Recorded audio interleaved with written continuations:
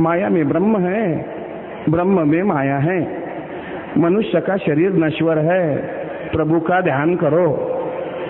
आणि लाईव्ह त्यांना प्रश्न विचारतात लोक, बाबा मेरे पीठ में बड़े दिनों से दर्द है बाबा, कुछ उपाय बताइए. बाबा तिकडून विचारतो, क्या नाम है बेटा? बाबा मेरा नाम तो रमेश है. तुला राशि की हो? हाँ बाबा. गोलगप्पे खाते हो? हाँ बाबा. कितने खाते हो? 4-5 खाते हूँ बाबा. कौन से चटनी के साथ खाते हो बेटा? बाबा लाल रंग की चटनी के साथ खाता हूँ. तुला राशि के लिए लाल रंग की चटनी हानिकारक है, गोलगप्पे कल से हरे रंग की चटनी में खाया करो तथास्तु. हे सांगायचे 1 लाख रुपये आमच्या देशात घेणारे बाबा आहे. त्यांची प्रॉपर्टी पण निर्मल बाबाची 10 वर्षाची प्रॉपर्टी 30,000 कोटी रुपये झालेली आहे. हे सांगण्याचे निव्वळ फालतूपणा. मी सांगितलं का आमच्या संतांनी तुकाराम महाराजांनी उलट सांगितलं, सांगो जानती शकून भूत भविष्य वर्तमान याचा आम्हासी कंटाळा पाहू नावडती डोळा, रिद्धी सिद्धीचे साधक वाचा सिद्धी होती एक तुका म्हणे जाती पुण्यक्षय अधोगती. जी लोक भूतकाळ भविष्यकाळ वर्तमान काळ भटाबामनाकडे जाऊन पाहतात त्यांच्या पुढच्या पिढ्या बर्बाद होतात. हे 400 वर्ष अगोदर जगद्गुरु तुकारामांनी सांगितलेलं आहे. आमची लोक रामपाल बाबा या देशामध्ये 1 लिटर आंघोळीचं पाकिट घेऊन जायच्या महिला, ज्यांनी 50-50 हजार 1-1 लाख रुपये भरले, आणि जायच्या कोण प्रचंड पैशावाल्या महिला. 1 लाख रुपये घेऊन गेले की 1 लिटर दुधाचं पाकिट मिळायचं आणि ते दूध बाबाच्या अंगावर ओतलं जायचं आणि बाबाला एका सोन्याच्या एका तबकामध्ये उभं केलं जायचं. बाबा डायरेक्ट झोपेतून उठून डोळे चोळत चोळत लोक त्याला उठवून आणायचे. बाबा तुम्हाला शाही स्नान आहे. आणि शाही स्नान पाण्यानं करत नव्हता, दुधानं करत होता. इकडे अमरावती जिल्ह्यातल्या मेळघाटामध्ये मुलांना प्यायला दूध नाही, कुपोषणानं मरतात तिकडे गोरगरिबाची मुलं. पण या देशातले बाबा 100 लिटरच्या दुधाने आंघोळ करतात. 100 बायांचं सत्संग, प्रत्येक बाई 1-1 लिटर दुधाचं पाकिट घेऊन जायची. बाबाच्या अंगावर दूध टाकलं जायचं. बाबा डायरेक्ट झोपेतून उठून त्या तबकात ठेवला जायचा. बाबाचा शौचालयाचा आणि बाथरूमचा संडासचा काही संबंध नव्हता. बाबा तिथं जायचा, 1-1 लिटर ते दूध टाकलं जायचं. आता थंड गरम पाणी अंगावर पडल्यानंतर झोपेतून उठल्यानंतर 3-4 मिनिटांनंतर युरिन बाहेर शरीराच्या पडतं हा निसर्गाचा नियम आहे. आणि तो बाबा दूध अंगावर पडल्यानंतर तो बाबा 5 मिनिटांनंतर आपण एक ग्राह्य धरू त्याच्या शरीरातून युरिन बाहेर पडत असेल. बाबांनी काही पहिल्या दिवशी पंचपक्वान्न खाल्ली असतील त्या दुधाच्या धारेमध्ये, त्याच्या शरीरातली विष्ठा सुद्धा त्या दुधामध्ये. आणि जिन्नी 1-1 लाख रुपये दिले त्या बिलकुल एसीच्या त्या एखाद्या बैठकीमध्ये बसायच्या आणि त्यांना थोड्या वेळानं महाप्रसादाचा कार्यक्रम व्हायचा. बाबाला ते उचलल्या जायचं, बाबाचं अंग पुसल्या जायचं रेशमाच्या वस्त्रांनी. आणि 100 लिटर दुधामध्ये बाबाची सू, बाबाची शी, दुधाचा पांढरा रंग पिवळा झालेला आणि ते पाकखान्यात नेऊन त्यात 10 किलो साखर आणि ते दूध घोटल्या जायचं, ते घट्ट केलं जायचं आणि त्याची खीर. आणि जिने 1-1 लाख रुपये दिले तिला दिल्या जायची आणि त्याही बाबाचा प्रसाद म्हणून गुमान घेऊन घ्यायच्या.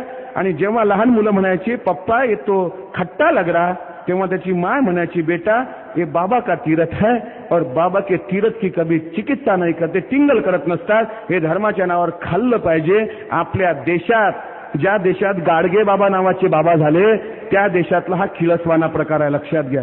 ज्या गाडगे बाबांनी आयुष्यात कधी सत्संग केला नाही, ज्या गाडगे बाबांनी गोरगरिबाच्या बुंदी जिलेबीच्या पंक्ती उठवल्या पण बुंदीचा घास कधी तोंडात घेतलेला नाही. स्वतःची बायको कुंताबाई हिची झोपडी जडाली तर बाबांनी पेढा तोंडात टाकला होता. गाडगे बाबांचा एकुलता एक मुलगा गोविंदा गेला. ते गाडगे बाबा लोकांना म्हणायचे ऐसे गेले कोट्यानुकोटी. स्वतःच्या मुलाच्या नावावर गाडगे बाबांनी धर्मशाळा केल्या नाहीत. काल पंढरपूरला होतो. गाडगे बाबांच्या धर्मशाळेचं नाव आहे मराठा धर्मशाळा. गाडगे बाबांची जात ही परीट आहे पण गाडगे बाबांनी धर्मशाळेचं नाव हे समूहवाचक दिलेलं आहे मराठा. स्वराज्यासाठी जो लढतो असा जो तो मराठा. म्हणून स्वतःला एक लक्षात घ्या, जी लोक स्वराज्यासाठी लढली ती टोटल मराठी आहेत. आणि गाडगे बाबा सुद्धा स्वतःला छत्रपती शिवरायांचा एक मराठा म्हणून घेतात. म्हणून त्यांच्या आश्रमशाळेचं नाव आहे मराठा. म्हणून मराठा बोर्डिंग गाडगे बाबांनी उघडलं. ते गाडगे बाबा 63 धर्मशाळा बाबांनी बांधल्या. एकाही धर्मशाळेत सत्संग न करणारे बाबा जेव्हा आमच्या सुशिक्षित अडाण्यांना सांगतात घर बांधता का नाही जी, घराला पैका कोण लावते जी, गाडगे बाबा प्रश्न उत्तर करायचे, विचारायचे लोकांना का रे देव विकत आणला का रे, हो विकत आणला का फुकट रे. लोक म्हणे बाबा विकत आणला. मग गाडगे बाबा देव विकत भेटते का रे. लोक म्हणे नाही जी. मग विकत कस काय आणला.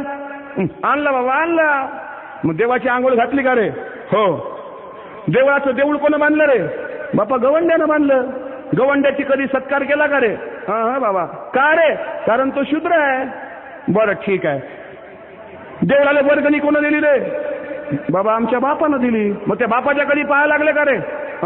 आम्ही बापाच्या एकाच दिवशी पाया लागतो, दसऱ्याच्या दिवशी, आणि ते दुरून लागतो बाबा. बाकी बापाचा आणि आमचा कधी कॉन्टॅक्टच होत नाही. बर, त्या बापाचा कधी पाया लागता का? नाही. मग आता देव बसवला, देऊळ बांधलं, त्या देवळात काय केलं रे? बाबा सत्यनारायण केला. सत्यनारायणाला कोण आलत रे? बाबा भटजी आला होता. मग गाडगे बाबा सोप्या भाषेत दणका द्यायचे, कशी एडे व्हाजी तुम्ही, ज्या बापानं घर बांधायला पैका लावला त्या बापाचा कधी सत्कार करत पाहिजे. अरे ज्या गवंड्यानं एवढे मोठे कडे तासले, एवढं मोठं मंदिर बांधलं, कळस चढवला, एवढी मोठी मूर्ती उचलून त्या ठिकाणी ठेवली, त्याचा कधी सत्कार करत नाही.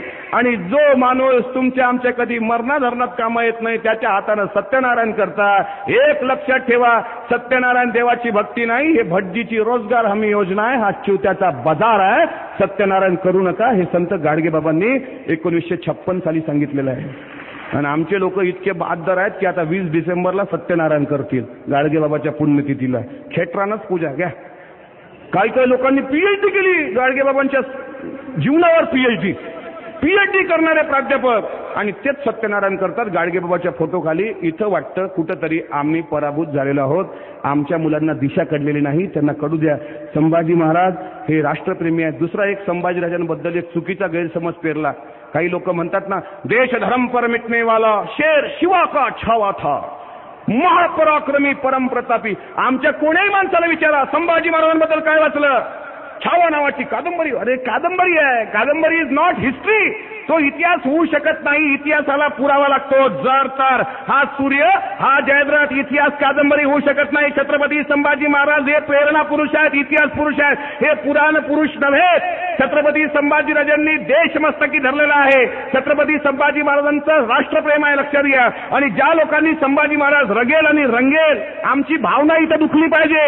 बाजीराव मस्तानीचा थोडा खरा इतिहास संजय लीला भन्सालींनी मांडला तर मेघा कुलकर्णी नावाची बाई मुख्यमंत्र्याकडे जाऊन निवेदन देते आणि तात्काळ मुख्यमंत्री ऍक्शन घेतात की बाजीराव मस्तानी या चित्रपट बंद पडावा. का तर काशीबाई नावाची बाई नाचलीच नव्हती बाजीरावासोबत, म्हणून हा चित्रपट बंद पडावा. हा खोटा इतिहास आहे. आमचा प्रश्न विद्यमान, अगदी चॅनलच्या समोर बोलतोय मी, विद्यमान महाराष्ट्राच्या मुख्यमंत्र्यांना आमचा हाच प्रश्न. छत्रपती संभाजीराजांचे उपासक म्हणून, एक संभाजी भक्त म्हणून, एक शिवभक्त म्हणून आम्ही हेच विचारतो, ज्या संभाजीराजांनी एका स्त्री व्यतिरिक्त संसार केला नाही, त्या संभाजीराजांच्या जीवनात नसणारी कमळा हिच्यावर थोरातांची कमळा नावाचा चित्रपट काढला. संभाजीराजांची बदनामी झाली तेव्हा तुम्ही ऍक्शन का घेतली नाही? अरे जो चुकीचा इतिहास पुरंदरे सारख्या विकृत इतिहासकारांनी समाजाच्या माथी मारला राजा शिवछत्रपती कादंबरीमधून, सर्व लोक बोवलली पोट चिरकीतून, अगदी मालेगाव असेल, नाडोंगरी असेल, तुमचं नांदगाव असेल, इथून प्रत्येक ठिकाणी ग्रामपंचायतचे ठराव घेतले. 47,000 ग्रामपंचायतीने ठराव दिले. सर्वांनी त्या ठिकाणी पाठपुरावा केला. रामदास आठवले असतील,